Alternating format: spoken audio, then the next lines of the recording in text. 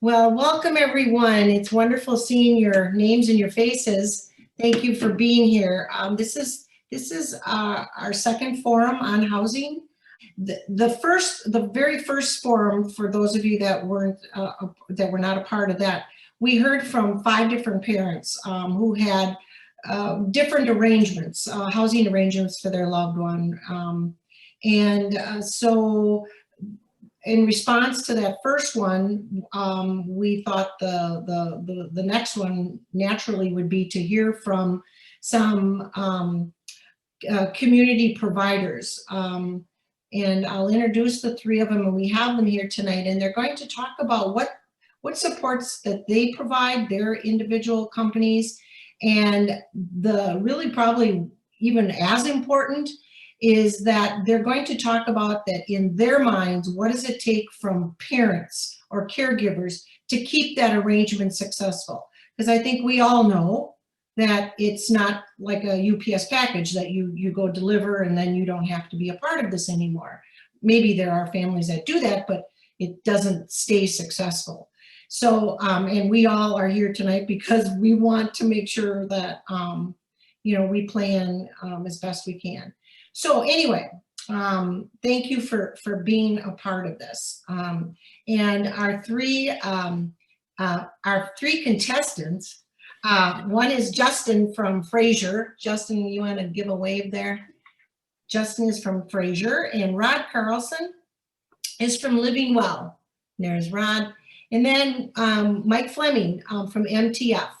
He is also on the Highland Friendship Club board.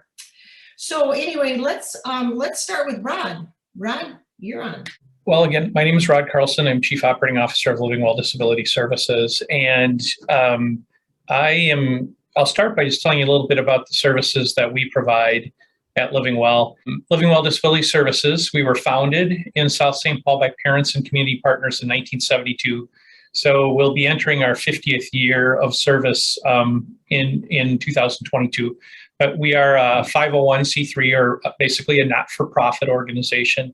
What we do, we provide person-centered services to nearly 300 people with intellectual disabilities, developmental disabilities, physical disabilities, and chronic health conditions. And then just sort of about 50% of the people we serve also have a secondary diagnosis of various mental health areas. 34 homes in 6 counties, and the counties that we have homes in right now are Ramsey County, Dakota County, Hennepin, Isanti, Sherburne, and Wright. And then we also provide what we call customized and individualized services in 10 counties.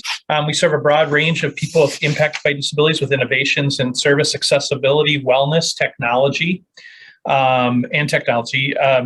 With expert and professional staff, we focus a great deal on training and supporting our employees to learn as much as they possibly can about people, but we support people so that they can live with independence, choice, and dignity. Next slide. As I said earlier, we provide residential and customized services. We own and operate 34 homes. Our residential services and supports provide for individual choices about daily living, health services, and recreational opportunities. Those are some of the broader categories. And in our customized services, team provides supports to individuals impacted by disabilities who live in their own homes or live with family or friends. Now, some of those services, I listed them below. We provide in-home family supports. Those are usually with children, younger children in many cases, who live at home with family members. We provide respite services both in people's homes, in community settings, and in one of our homes for people who need out-of-home placement. We also provide independent living services, or ILS services, and then semi-independent living services as well. But those are usually individualized services. So, since 2008, we've started to focus particularly on transforming a system for people in general in a large area, become more active with the legislature, and really supporting people to become self-advocates. One of the models we support in particular models health and wellness, that we focus heavily on physical exercise, nutrition, managing stress, and social supports. recognizing that they're good for everyone, but these practices are even more critical for people with significant health challenges. People we support tailor their participation in their wellness programming, and we tailor it specifically to individuals' needs. And what we see are clear results.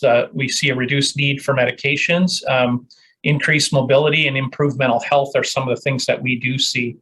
The goal of our wellness program is simple. It's an overall improved quality of life, supporting physical, emotional, social, and spiritual wellness. And as an organization, we spend a lot of time really trying to recognize, and though physical health is super important for everyone, and it is foundational, it isn't everything. And there's a lot more. All of us have a lot more in our lives, and again, more than physical health, we have that. It's important that we also have emotional, social, and spiritual wellness. And again, that's a focus of Living Well in particular, whether it's in our residential services or other services we provide in the community. I think you hear a lot probably as parents, or maybe you don't, about person-centered support. We really focus our services on each person's unique abilities and their goals, their interests, and their desired outcomes.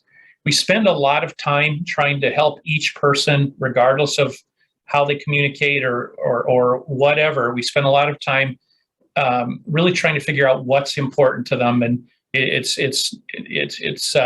not scientific in any way, shape, or form. Our goal is to figure out what's important to each person and then help them achieve whatever those things are.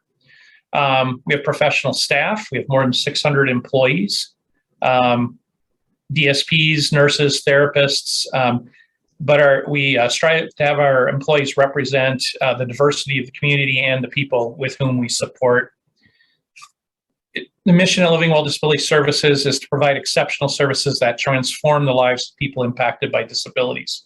And we have a vision, and a vision is, something that you should be aspiring to. And it's really a day when all people impacted by disabilities live well. And that means people served, families, friends, people who provide supports, employees, everyone.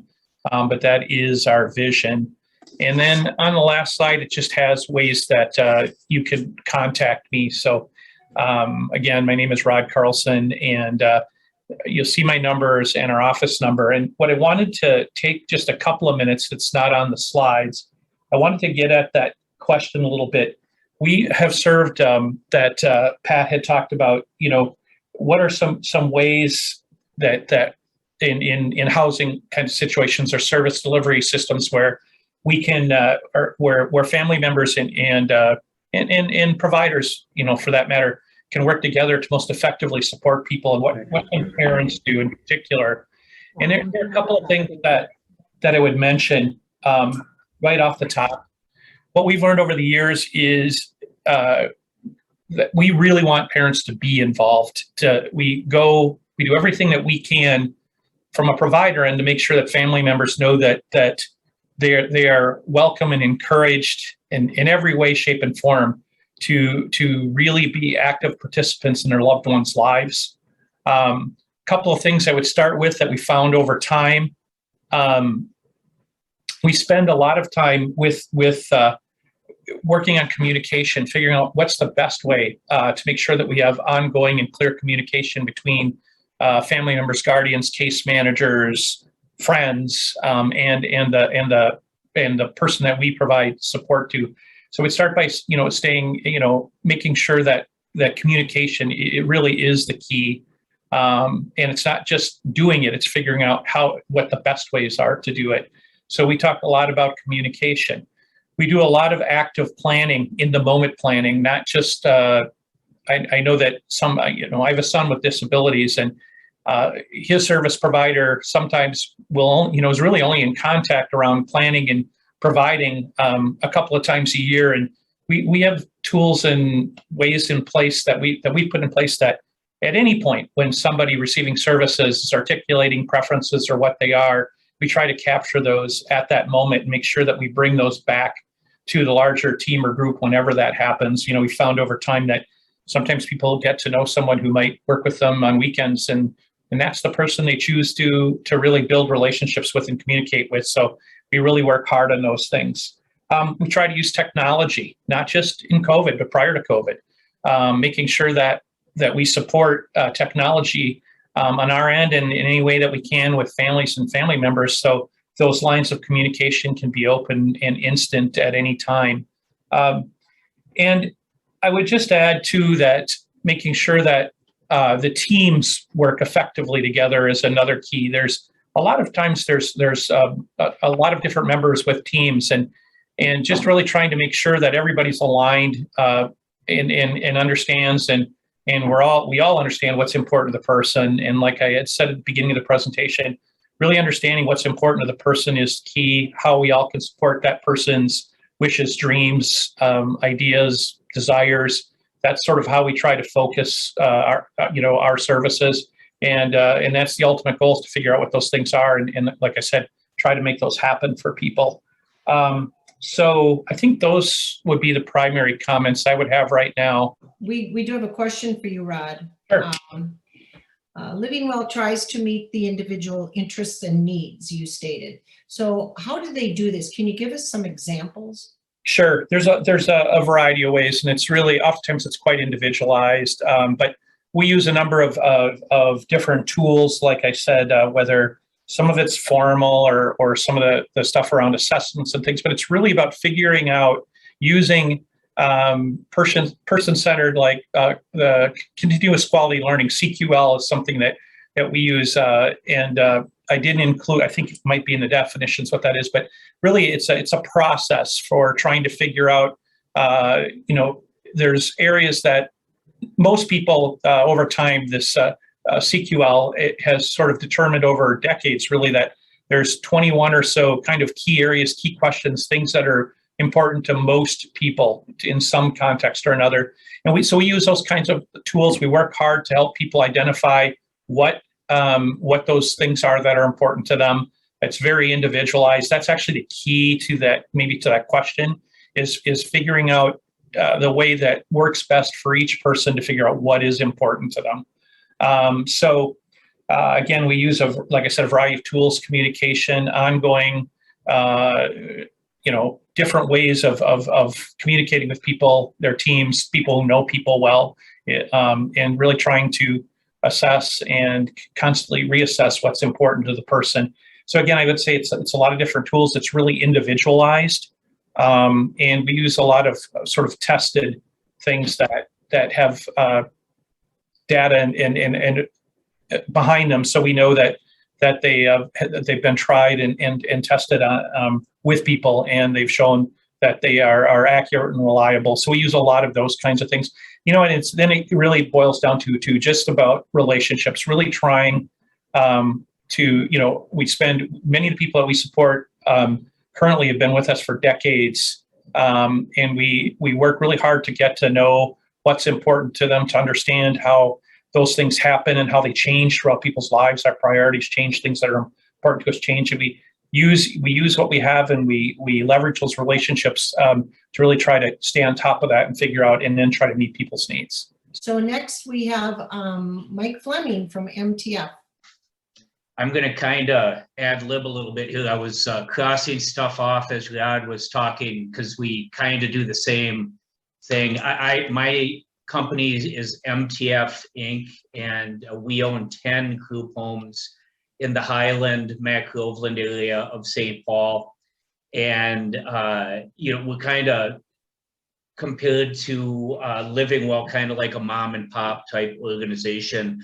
Don't like to use those words, but anyway, way smaller. My wife and I own the company, and we have about 50 staff, 40 clients. We provide traditional corporate foster care, which you probably know as group homes. That's the bulk of what we do. We also provide in-home services where we pick up, at least for us, we pick up people from their apartments. They're living semi-independently, and we work with them 4 or 5 hours a day. And our job with them is either to get them out into the community as much as they can, or assist them in keeping their apartment, which some of these guys, need somebody to come in daily just so they can keep the apartment they're living in without getting kicked out by the landlords. Also provide respite services and something called, we have a couple, we call it independent homes, and it's kind of like a traditional group home, except they don't have staff 24/7. It's actually set up for the needs of whoever the people that live in the house. So one of our homes, we only have 5 hours of staffing a day. They come in like after their jobs and help them cook, teach them skills. If we do a job right, in a couple years, we won't have the job anymore. They'll be living on their own. So that's what they're going for. Other independent home, boy, we're there most of the day. There's no overnight staff, and honestly, they don't want us there, but they definitely need assistance with all of their daily living skills. Like I said, in a corporate foster care sites, which is 95% of a company, on a daily basis, we assist people with their daily living skills, which means when they get up, we're assisting them getting ready for their job. We're assisting them making their breakfast. We're making sure that they're dressed appropriately for the job or the day program that they're going to. Most of our guys do leave the house and go to day programs, between like 8 and 2. But we do have 5 or 6 guys who stay home all day long. They've elected to not go to those day programs. And what we do for them is we set up programs for them during the day.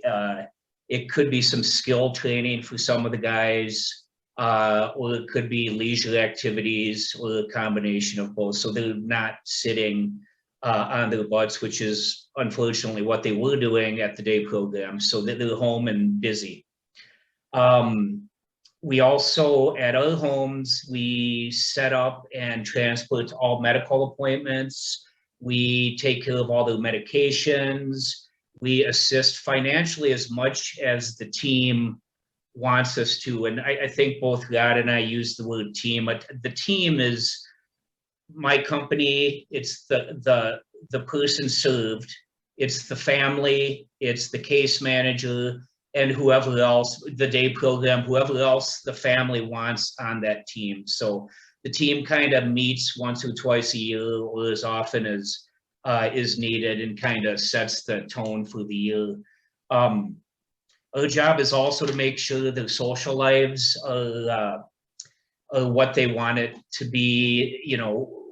Before somebody moves in with us, we get together and, you asked how important the family is, and extremely important is what I would say, because when people come in, it might be their first time in a group home.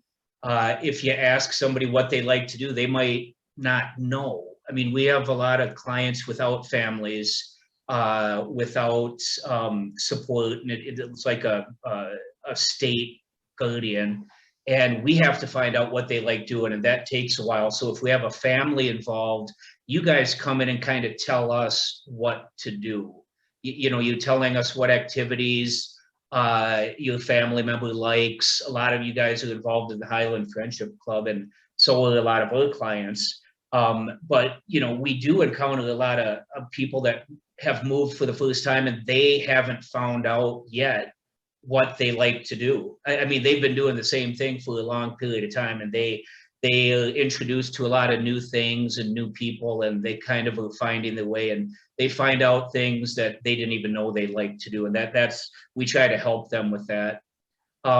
We also are kind of like a mediator for the team. We kind of assist in the meeting set up with the day programs and the families. And if you want, we also do financial reporting. I'm the Social Security payee for about 90% of guys. I think I said we have like 45 clients and 44 male clients. It's not by design that we have all male clients. It's just kind of panned out that way. And two of people that live in one of my homes are my 2 siblings. They live in one of my homes, and that's kind of why I got into the business to begin with. My youngest brother lived at home with my mom until he was about 30. And she just didn't want him to move into a group home, even though I had my company had been open for about a decade. Did not want to do it. And the reason I opened my company a decade before was to provide him a safe place to move to. And it took 10 years before she agreed to it. And, you know, I'm not even sure what it was, but when he first moved in, he was doing things that he had never done before. He was bowling. He did some Highland Friendship Club things. He met people and was making friends, which, you know, I mean, and here's the thing. If you asked him, he'd want to live with my mom still. You know, I mean, he would choose to go back and live with my mom, but my mom figured out that this was a very good place for both of my siblings, and she could still see him as often as she wanted, and she saw him quite a bit. You know, one of the questions I get asked when somebody is first moving out is, can I still have my son home on the weekends? And I'm trying not to laugh. I'm like, you do whatever, you tell us what you want to do. That's how I set it up. I'm not, you guys set the rules when somebody moves into one of my homes. You're telling me how often your son's going home. We couldn't restrict that, even if for some bizarre reason we'd want to. We do want to set up the home so the people that are living there want to stay there on the weekends, if that makes any sense. I mean, if they want to go home every weekend, that's what they're doing. You know, a lot of our guys do this bowling league on Saturday, then they go home Saturday night, come back on Sunday. We have a lot of guys who will tell their moms they don't want to go home for the weekends. And the first 1 or 2 times they say it, the moms are fairly bummed out. And then after that, they're happy because they are having fun and they want to be with the people they're living with. So I see that as a good thing. I could see how it'd be tough as a parent to do that. The question I think that Rosemary posed in the beginning was, what does it take from family to be successful? And it's pretty simple. It is involvement. I mean, we have luckily very involved parents for most of our houses, and we welcome it. And, you know, we get some of our best advice from the moms. And, you know, I take it, we're small enough with, you know, most moms will just call me directly and then we'll filter the info down to the houses. But the staff that work at the houses also know that, hey, we're working for the people at the house, but we're also working for the families, and we want it to be less like a group home and more like just an extension of their family. You know, I mean, that's the key for me with my 2 brothers. I want it to be their home. And, you know, I mean, I think that's how it's worked out. Maybe it's because we're a smaller company, but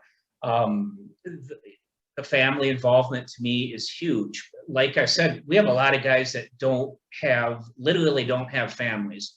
And we have some guys that have families that just are not involved. And honestly, I think we set up the houses where their lives, I mean, they really like living in our homes, and we make it,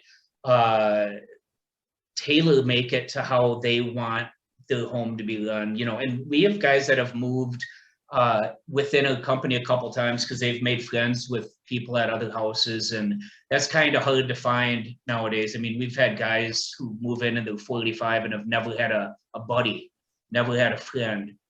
And we try to, you know, facilitate that as much as we can. But the keys to most of it is the family and the team. I mean, if you have a good case manager and the family is positively involved, but it's usually going to succeed, you know, no matter what the company is. Because, you know, one of the moms, if they come to me and one of my staff isn't doing something they want to do or is not following other procedures, they might not be there the next day. You know, I mean, I really take to heart what the moms, and I'm saying moms, there's some dads involved too, a lot of them, but honestly, it's generally the moms are involved, as was with my family. My mom Lily took care of my 2 siblings, and that's how we got into the field. So that's kind of all I have. I mean, like I said, we provide basically the same services. Yeah, I see a question about the clients. We have one female in-home client, but yeah, all the other 40 plus are all male. And I'll be honest with you, we didn't set out to do that. You know, a large percentage of the staff are female, like 75% or more. And we've attempted to set up some all-female homes. It's really difficult to do nowadays.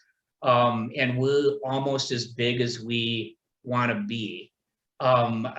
We're big enough now where I can get to every single house. They're all close by where I live. I talk with all the supervisors almost on a daily, not counting the weekends, on a daily basis. And I think if we got a whole lot bigger, I'd kind of lose a little bit. Not that I need to be in control of everything, but I want to know what's going on at the houses. And, you know, so yeah, we're all male clients as of today, anyway. Well, thank you very much, Mike, for that information. Next we have Justin. Justin's with Fraser. Yeah, as Pat said, I'm with Fraser. You've probably all heard of Fraser in some aspect. We're a pretty large company. We do a lot of different things. I'm a senior program manager in community living, which is, of course, our living department for. We have kind of I'll explain it. We kind of try to focus on our housing continuum. So we have group homes, we have the supported living, and then we have independent living also. And then we also do, on top of that, offer home-based services. So a little bit about, myself, I directly oversee supported living and home-based services. So to oversee all of it, we have 27 group homes in and around the metro area. We got 5 supported living sites, and I think we have 6 or 7 independent living sites. The differences, obviously, like Mike and them have explained, group homes, 27 group homes, maximum 4 people that live there. And then there's independent living, which are buildings that we own, that Fraser owns, but we don't offer the services in there. So we're just the landlord. And then the people get services from, whoever else gives them that care. And then there's what I oversee, which is supportive living. So we just opened our 5th site in the cities. So we're an apartment-based setting in the community. How the supported living works and is set up is we usually cap it at about 12 to 13 people per site. They live in their own apartments, either by themselves or with roommates. The lease is in their name, and they fund their food and the lease, electrical, all the bills is funded by them. And then we, on the waiver through DD waiver and now the Caddy waiver that came aboard, we're funded to offer our services. So we're currently in, the Highland Park neighborhood in St. Paul is one of our sites, Hopkins, Plymouth, Apple Valley, and Minnetonka. So we and I'll just explain my setup. So I have a coordinator on site who's the on-site manager. So they are my day-to-day manager. And then the rest of the staff there are DSPs, and we usually run about a 1-to-3 ratio of staff to clients. And so basically, Mike had kind of explained a little bit about it, but we're kind of the daily living services. So people live in their own apartment, but they need help with breakfast or getting up in the morning, getting home from work, medications. In the evenings, we know a lot of meal planning, a lot of that type of stuff. So and something I want to touch on is, and both the previous guys had explained it, we're very person-centered. So whatever the team comes up with and whatever the team agrees with, and that's what we focus all of our daily skills on. So, whatever they're targeted, we try to not stay generic as much anymore either, where it's just, going shopping or something like that. That's not really a goal anymore.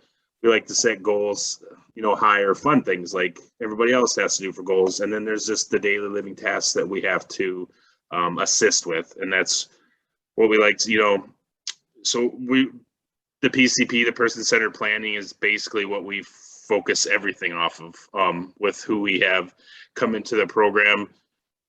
We really like to work with the teams, the family, get to know everybody really well, and just make sure that we're getting all those issues addressed. We help with medication administration. We assist with tracking, scheduling, and attending medical appointments. We help with all that. And again, it's, some people move in and the families want to keep a hold on that or half of it. And some we have to start off just a little bit till we gain their trust. And then eventually they'll hand us a lot of that off to us and let us assist with medical appointments and medications, and all that stuff. So we assist with skills needed for independence. So budgeting, cooking, cleaning. We track and run all the goals, like I said, outlined in their plans. We have a pretty robust staffing pattern. Like I said, we're usually 1 to 3 is what I like to keep it at. And we fluctuate staff every day with the people they're working with. So when they come in, the staff move around a little bit so they get to meet everybody and know everybody. And that way the people living there don't have to see the same people over and over, and they get to work with, different kind of staff and different people. So it really opens it up. When also in our settings, we have one apartment that's that's like our office. So we office out of one of the apartments, and that's kind of like home base for everything. So it's always open. So people congregate in there. They come in, watch movies, play games, talk with the staff, whatever they want to do. And then the staff kind of just work out of that apartment. And then the staff all carry cell phones with them. So we're constantly available and ready for whatever is needed. We work a lot with monitoring technology, a company called Syngistics. You've probably heard of them somewhere along the line, but we work with a lot of them for door monitors, some bed monitors, some med monitors. We've done a lot of stuff. So we like to do a lot with technology. We try to focus a lot on that. Can I ask a quick question while I'm thinking of it? Yep. Just for clarification. So let's say someone is in an independent site. So you described that they pay for everything. They're just leasing space from you. Not us. They lease from the company themselves. From the company. Yep. Okay. And then the other one, the other supportive living. So when you say there's another unit down there for the office, is that staffed 24 hours? Yes, we run it 24 hours. So we have an overnight staff. They're asleep overnights, but they're there if anybody calls or knocks on the door, or any of that. So yeah, we don't guarantee staffing from 9 a.m. to 2 p.m. Somebody's always there, but we just don't guarantee it because that's when the managers have to do a lot of their paperwork and all that stuff. And, we've come to find out that, the majority of the people are gone during the day anyway. So there is somebody there. We just don't guarantee it just in case they have to go to meetings, team meetings and stuff like that. So, but otherwise it is 24/7, and it's all weekend. It's staffed too. The weekends and the overnight weekends, it's always staffed in supported living. Okay. And then in that second scenario of supportive living, is the client spending their own money for the rent and for our supported living? Yep. Yeah, that's all their own money. Independent living is more, we're just the landlord, and then they have all their other services. And then the group homes, of course, Fraser's rep payee on a lot of those accounts and that type of stuff. We don't do the rep payee in supported living. Okay. We hold money, and it's all team-based. We'll hold debit cards, and if the families drop off a weekly or monthly allotment, and then we hand it out however we're directed to, and then we keep track of all that and monitor all the financials and stuff. So we don't do rep payee in supported living though. So like just for example, the apartment building that you have down off of Shepherd Road there. So how many did you say that you max out at, like 13 units? 13 people supported. Yeah. Okay. So, and some, of course, in our Highland Park run, the Woodstone apartments, they're all single apartments. There's no roommates there. So that is 13 people.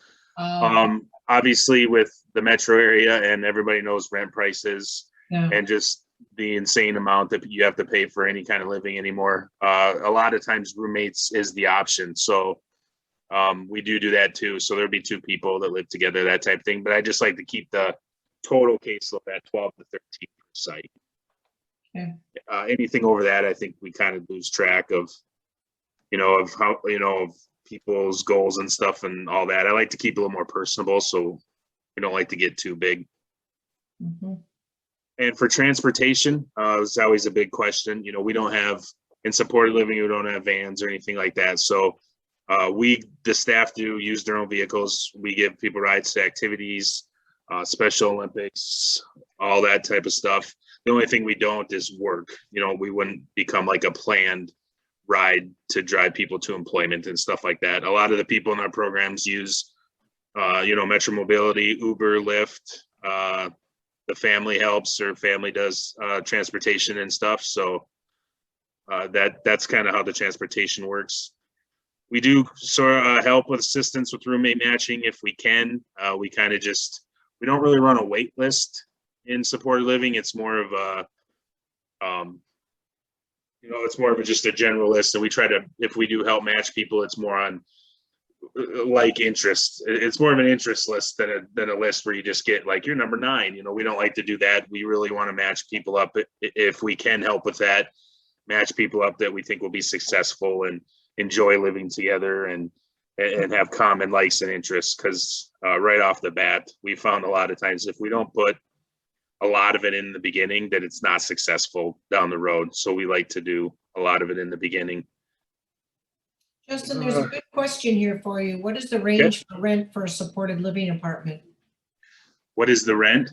What is the range for rent for a supported living apartment? With all of our sites, of course, every apartment that gets built, there's a certain allotment that has to be based on income. So we've kind of gotten into those when we could as much as possible. So then we could do it income based. If one of those aren't available right now, we see anywhere from I'll get 1 bedroom anywhere from 1,100 to 1,900, and 2 bedrooms can be as the newest site we opened in Minnetonka. A 2 bedroom is 2,600. These are really nice. It's obviously a really nice place, but it's obviously still way overpriced. But they, those builders get tax breaks and stuff through the county and the cities that they build in, so they have to put a certain allotment towards income based. So we like to try to get on those lists early and get some of those hammered down so we can offer, our people a better rate to get in there on that. So. You see that second comment, Justin? Yeah, the monitoring. Yes. Syngistics is the company, and there's about 3 of them, I think, in the metro that are pretty well known.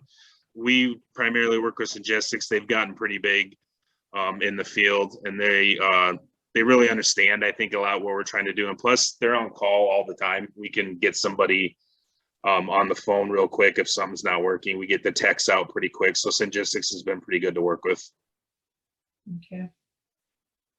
And then we also do a community dinner. So once a week, Fraser puts on a big dinner. The staff all cook and have everybody come together. So we can get, we like everybody. It either goes one of 2 ways in our apartment settings. Either people are involved with each other and they get to know each other and they meet each other, or they don't want anything to do with the other people that are associated with Fraser. Mm-hmm. They want to live their own life and they come and go as they please. And we're totally all right with that. So you might not get them involved in as many like group activities, but then we just focus more on their singular activities and we help them with that. So like I said, it usually either goes one of 2 ways. Right. Not unlike everyone else. Yeah. Yeah. So here's a question for the 3 of you. Max's mom, Jill, I hear there's a waiting list for group homes. When would you suggest I start looking? And if the 3 of you can jump in on that. Yeah, our group homes, like I said, we have 27 of them, so we have a lot. I would say that I would give it like 6 months to get on. Our group homes are a little different. They are a little bit more driven towards when you get on the list is when you get called. And then if it's male or female and all male house, all female house, that type of thing. But we've had openings and been doing intakes on that end, you know, for the last year and a half still, pretty solid. So I would say 6 months, get on there. And then, and it's probably doesn't hurt to try couple different companies either. I know a lot of people like to just, if they get a referral or something, I understand that, but it's best to look around and even just keep your options open, maybe is the best way to say it. Mike, Rod? You know, we do it way smaller than the other two. It's definitely way smaller than Fraser, but smaller than both. When I have an opening, which luckily isn't often, but when I send an email out to the case managers, the social workers that I know, and maybe to some people at day programs, and they send me referrals, and we meet with the people and whoever fits in best with the house, and they meet the people that live there, and they have a say in who is moving in.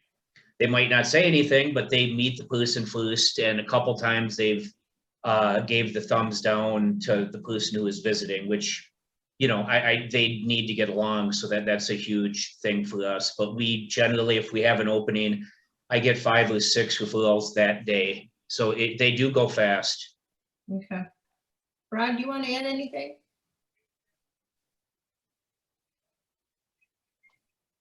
A little bit of what both people were saying. We really look, when we have people call, we look for best fits, meaning really people that it's important that the people who live in the home obviously have, we try to make sure they have every right to have whatever input they want. But we also, with a person that's looking for a placement, we really try to figure out what's the best way.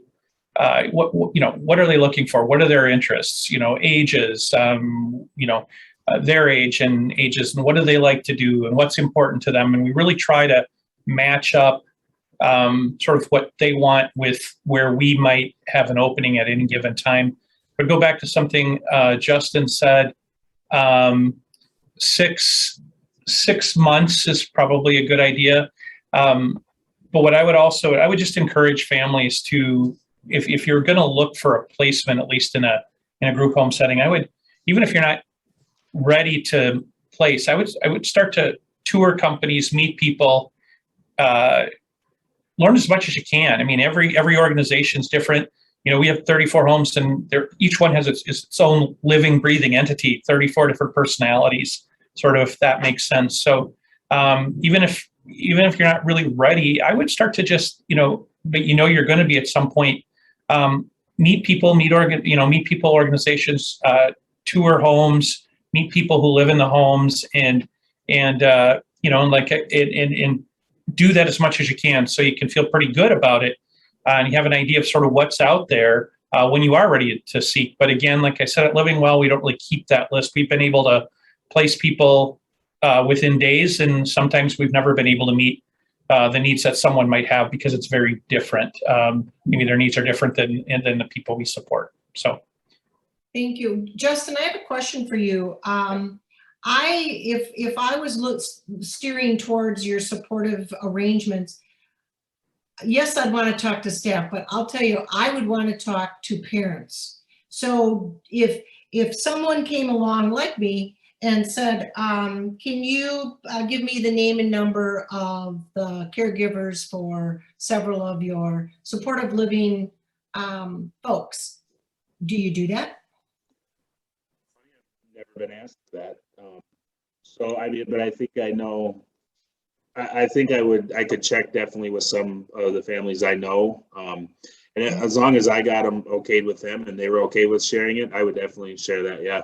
Okay. Okay. I have just one other question, and I think this will fit all of you. From time to time, we hear from parents the revolving door syndrome, meaning staffing has been a problem. It seems like whenever I talk to the folks that I'm connected with, the problems seem to be around staffing, particularly if your son or daughter has some higher needs where maybe communication is really difficult. Because staff, as you know, so that staff really know your son or daughter is key. But if it's constantly one of these, and that's what I hear, and I know that's probably a tough thing that you're all facing is keeping good staff. So I don't even know what question I had there other than is that, I mean, that's what I keep hearing from parents is staffing. Every time I turn around, there's somebody new. Yeah, we have more openings right now than we've had since I've been with Fraser. You know, unfortunate. And I know a lot of people say that, you know, it's bad staffing. It's not, it's weird how to word it, but it's not. The ones I have are great. I just can't find enough of the great ones. You know what I mean? And so then we end up overworking a lot of people sometimes because they are great. So the numbers are, you know, I'll be completely honest with you. You know, we need people right now.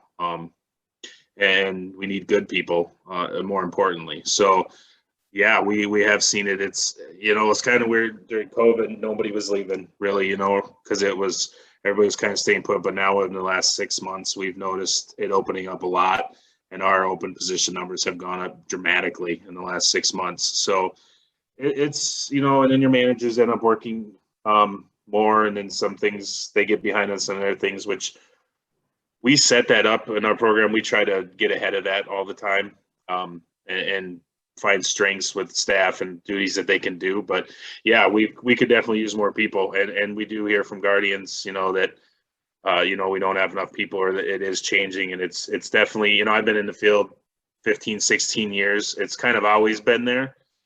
There's always, you know, ebbs and flows, but right now it's one of those where it's pretty high right now, for my liking. Yeah. I would just add to that, just to be brutally honest. So I'm in my 34th year of doing this with this organization. And when typically we would run with 615 positions, maybe 30 openings. Now it's for decades. Now we're sitting at over 90. It does exact same thing Justin was saying. We have those same struggles. It has forced us, though, to become more creative.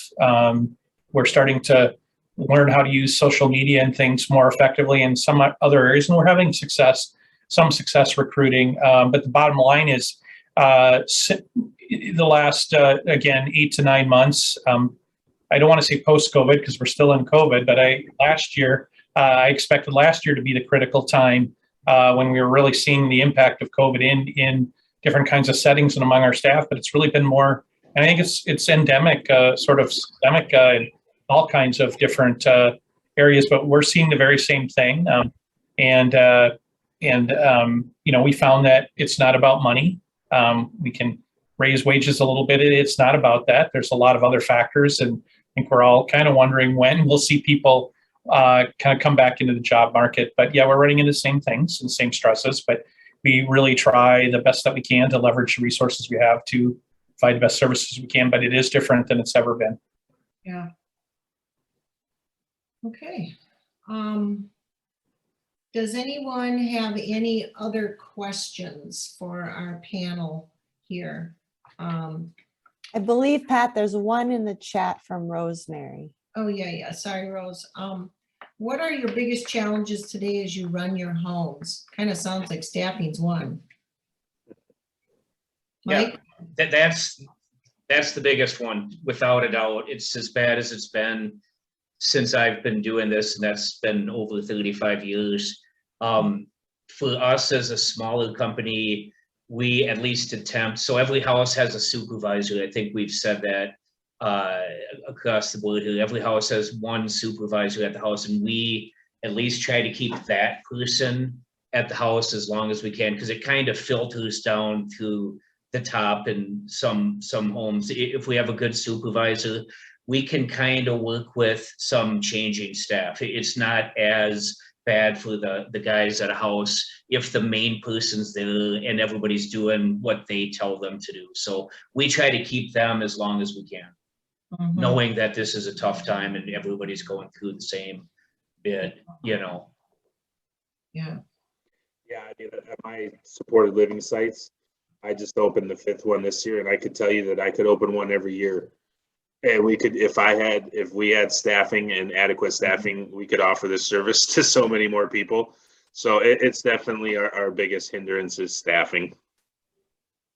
Yeah. This is a question, Mike, I think you mentioned respite care was one of your services. Can you explain how that works? Is it residential, for example, in Yeah. one of your group homes? So I'm guessing you might get two different answers from the other presenters. But so for us, we have in Highland gone into people's homes and provided like weekend services for like their sons. Like literally, it was the first time the husband and wife got out of town in, I think they said a decade or something like that. They just couldn't leave. And we came in and we did weekends for this person, for a boy, a couple of years. We also have a couple beds at some of the houses where we provide, it's the same thing, except instead of us coming into their house, they come into our house and stay the weekend. Almost always it's somebody we know, either through Adaptive Rec or through the Highland Friendship Club, that would know the guys at the house and want to come and spend the weekend there. And it's fun for them. And we don't do it a ton, but we do provide that service. How do you get paid for that? Or how is that paid? The same way, it's through the waiver. Instead of getting a daily waiver rate, you apply with your case manager for something called respite services, and you get a block fee, usually a daily rate for, and then you get a certain amount of days that you can use. Okay. Okay. And the rest of it we do is through home-based services. We only offer through the home base, and then it's unit-based. So it's 15-minute increments of whenever we're in with somebody, and then you get a certain lot of units every year from the case manager. And then if you go through those, they just give you some more stuff like that. So let's see. Do any of you think the number of group homes will decrease within the state homestead plan? I've heard that the federal government is discouraging people going into this setting. Should we still plan on a group home being present in the future? What are your opinions about that? I'll take a shot at that first. There's been a moratorium on development of group homes, variety of group homes for probably a decade now. Yep. So new development is usually around innovative and new programs, or there are still, we've opened one recently for people with chronic health conditions like MS. And we're also supporting another one, or we've been talking about one over the years for people with morbid obesity. There's things like that are still you're able to do, but generally it's moratorium. And then with Olmsted and Waiver Reimagined, both of them, it's really moving people towards the most independent environment possible. So what I would say is we're getting to a place where people are probably going to have to kind of prove their way into group homes if they need that level of service, for a lack of a better way of saying it. Otherwise, they'll and they should be, and maybe will be served in more independent services. But I would add that the state's made it clear, and it is clear, that there needs to be a continuum of services because people have different kinds of needs, different levels of needs. People age, their needs change. They maybe can't live alone or live with less services like they might have. People are living longer. In the 34 years I've been doing this, the life expectancy for people with disabilities has doubled. It's very near what life expectancy is for everyone else. So for all those reasons, I believe group homes will exist. They will be there.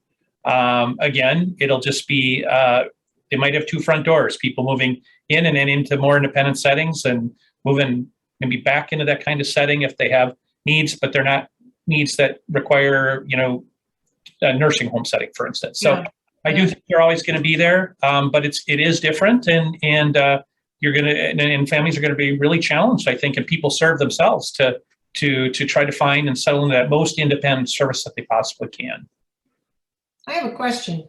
How many of you are out there in the Twin Cities? How many MTFs and Frasers? And I mean, it's, I hear these, I hear of REM, I think I'm saying that right. I hear of blah, blah, blah, blah, blah. So, I mean, are there like 50? Are there like 30? Are there, what's some guess that you all have?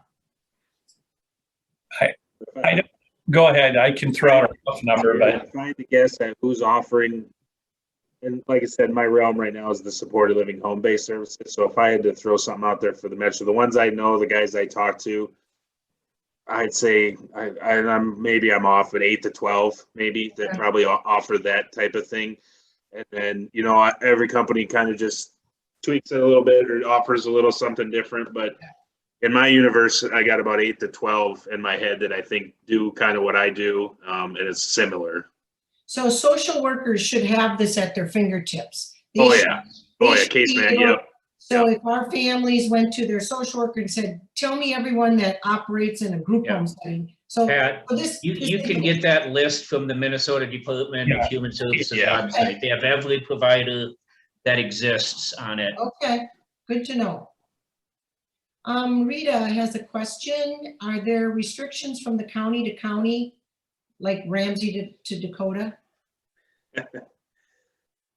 Are they I don't know different? about restrictions, different but I will fees? say that I've had quite the adventures this year with Waiver Reimagine, handing a lot of power back to the counties for services, and that's been mixed bag of funding, honestly. So I would say yes. I think the counties fluctuate on what they deem a person needs for a level of services, how much money they're willing to pay for that. And I foresee that in the next couple of years with Waiver Reimagine coming in, that this may even be a bigger issue. I still think a lot of that's probably gotta be worked out. I say that as they think they have it worked out, but I think there's gonna be people wanting some changes, but we'll see what happens by 2023, but. Okay. What if a group of us want to set up a living situation for children that attend HFC? Would that be possible in the Highland area with your companies? Oh, I'll give you an example. Like the site I just set up in Minnetonka it's 8 families that have known each other since their children been born. They have their own name. They call themselves the Tribe. They came to Fraser about 3.5 years ago with this plan to start a supported living site. And, you know, we made it happen and it opened in January. So the first 8 people are all friends. They all know each other. They've all grown up together, but that is pretty much, I think, way out of the norm. And it took a lot of work. So I don't know if, and then, you know, we had to find a new apartment building that had all the openings. It's like I said, it took a lot of work to get that done, almost 3.5 years to make it come to fruition. So I wouldn't say it can't be done, but it is a lot, believe me. and I would just add, it really would depend on the type of service you wanted, licensed, unlicensed, the variety of things that you'd want to figure out. But just a typical home setting would be really challenging to do, not just for us as a provider, but for any provider with the moratoriums that are in place. It would need to be something that doesn't apply to, and moratorium doesn't apply to. Can you, we've thrown around the word moratorium, and I think all of us know what that means, but so it's a moratorium on building, or is it a moratorium? Because it's obviously, we're still placing people. Right. So what does moratorium mean? New development of those kinds that under those. So community residential services for typical 4-bed residential setting funded under the waiver would be difficult, if not impossible, to open one now. So in other words, you can't, like Mike, you can't go buy another home and open it up. No, Okay. we've attempted. Yes, we can't do that. Yeah, Okay. it kind of goes by It's your been a licenses. decade, yeah. Yeah, so Fraser has 27 licenses, so we could move those around if Yeah. we had a new house or something, but we could never try to up to 40 houses. You Gotcha. just can't Okay. do it. So Okay. we're set at 27 houses, 4 people a house. So Okay, because I think we've all heard that thrown around the last couple of years. yeah, And I didn't personally know what the moratorium meant. I mean, you know what I'm saying? And we've set up tools just so they can check it out. Yeah, that's doable. I think most companies, maybe not. You'd have to ask the other. We would do that. Yeah, it happens all the time. We do it all the time as well. Yeah. If there's an emergency situation, who helps you find housing for your loved one? So mom dies and brother's in California. Is that your social worker if your son or daughter had one? Should be. Want to look for a new case manager. Yeah, that's, if they said they're not doing that, you need a new case manager. Yeah, yep, for sure. Case managers are kind of the gatekeeper, for lack of a better word, to services in Minnesota in many cases. Might I recommend Fraser has a great case management department. That just cost you $100 for that. We get told that a lot. We get told that from a lot of people, so. So I Patty, wouldn't- expect $100 from Justin. Yeah, if I didn't feel confident saying it, I wouldn't have, but we do have great case management, so. Well, that's wonderful. From an unconnected provider to Fraser, I would say that's very true. We use, a number of people use Fraser case management support. They do a great job. I hear it a lot, so that's why I threw it out there, but yeah, I was being facetious. Does anyone else have any other questions or comments? I did see somebody asked about the moratorium for, Yes. Apartment? yeah, so I don't, because technically, like, supported living is unlicensed. I'm still held to all the same rules as 245D and all the regulations. We're just unlicensed. So that's why I said I could open one of these sites every year if I had staffing. So that's something, and I feel like our service is the next step up from a group home. And then, I think Mike had said something earlier, and or maybe it was Rod, I can't remember, but it took the words right out of my mouth. If people aren't coming through my program and then moving to a different setting or a different program, I'm probably not doing my job, because supported living should be a stop along the way, preferably to where they're in their own apartment and living totally independent is what we would like to do. So I don't want people to hang around my department for 5 to 10 years. I'd much rather help them along and then move them, so they can move on to the next goal in life. So, but yeah, we don't have a moratorium on our service. Okay. Managers should assist in finding you that place. They should steer you in the directions of opening Referrals it. in. Yeah, They should put the referral into the company, honestly. Yeah. Okay, so we're kind of heading towards the end of our time, and I want to thank Rod and Justin and Mike and all of you for attending. It's really fun. Thank you. you bet. Yes, Thank you. thank you for your time.